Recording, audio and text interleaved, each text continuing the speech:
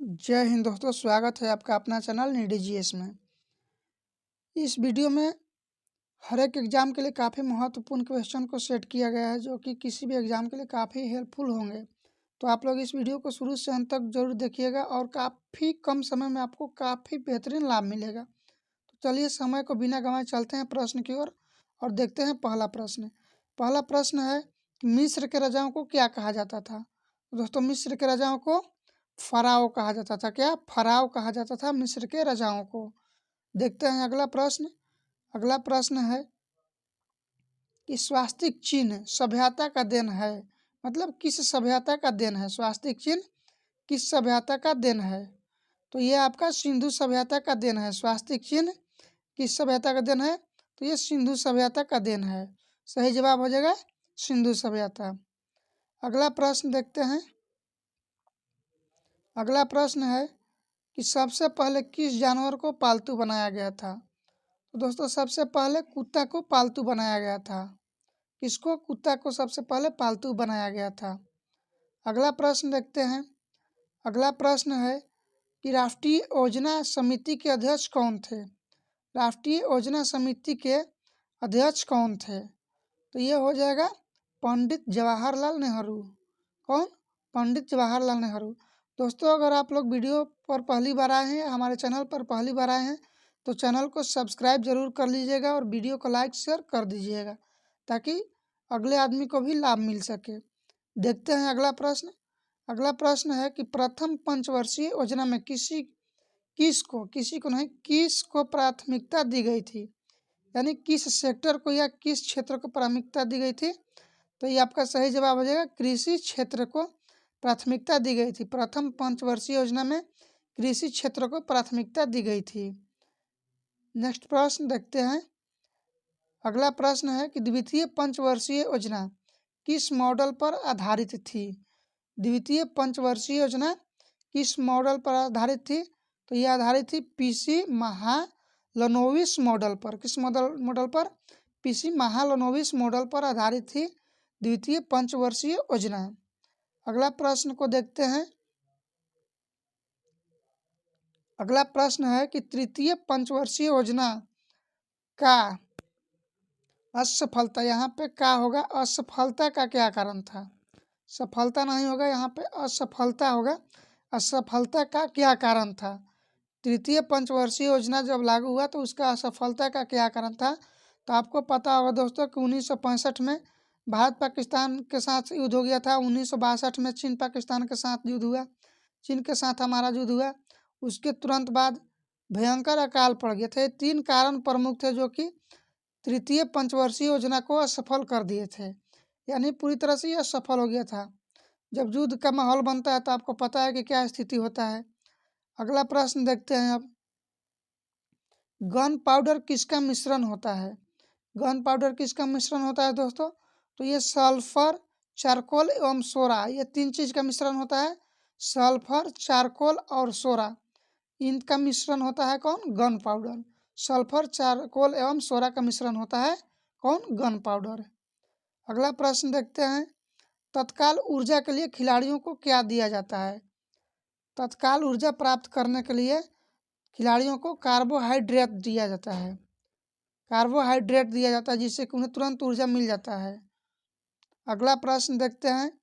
अगला प्रश्न है कि शहर है यार, यहाँ पे होगा शहद। क्या? शहर नहीं होगा, ये शहद होगा, मिस प्रिंट हो गया है। शहद का मुख्य घटक क्या है? शहद का मुख्य घटक क्या है दोस्तों? तो ये आपका हो जाएगा फ्रक्टोज। क्या? फ्रक्टोज शहद का मुख्य घटक होता है। कौन सा? फ्रक्टोज जो है शहद का मुख्य घटक होता है।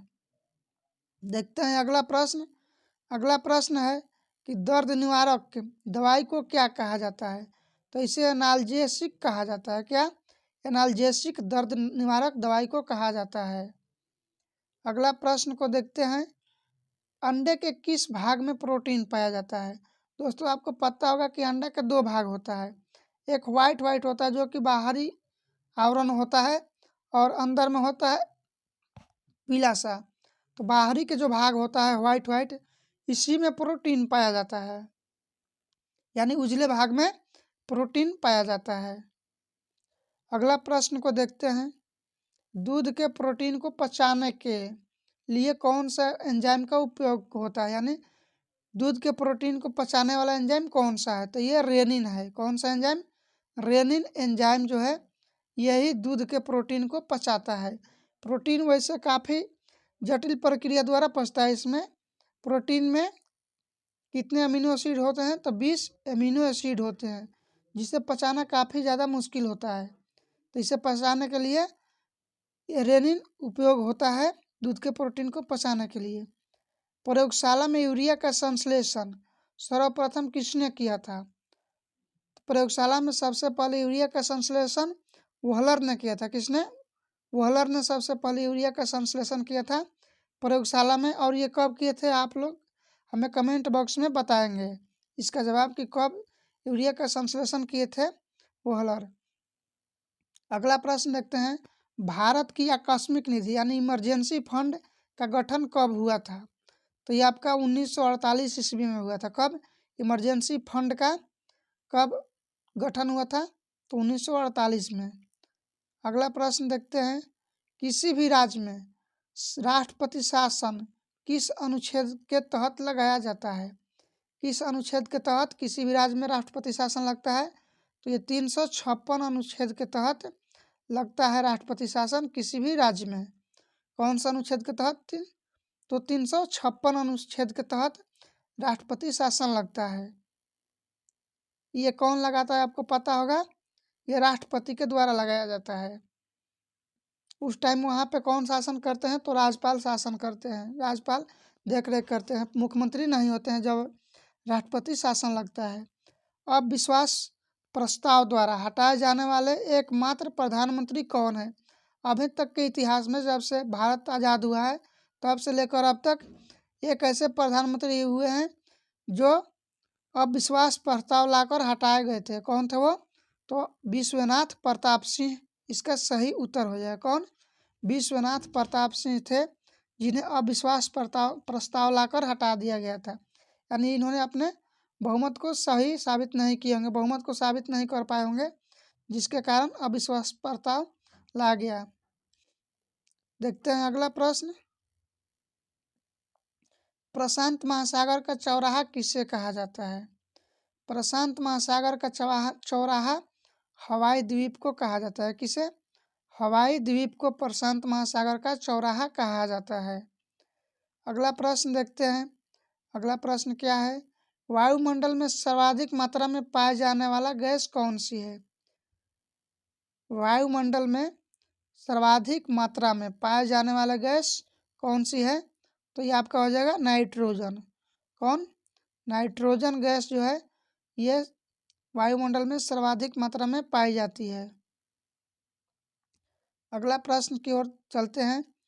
अगला प्रश्न है कि संविधान सभा में किस रियासत के प्रतिनिधियों ने भाग नहीं लिया था?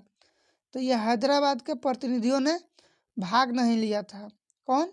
हैदराबाद के प्रतिनिधियों ने। आप लोग हम बताएंगे कि हैदराबाद को भारत में कैसे मिलाया गया था। तो इन्हें हैदराबाद को हथियार के दम पे मिलाया गया था भारत में।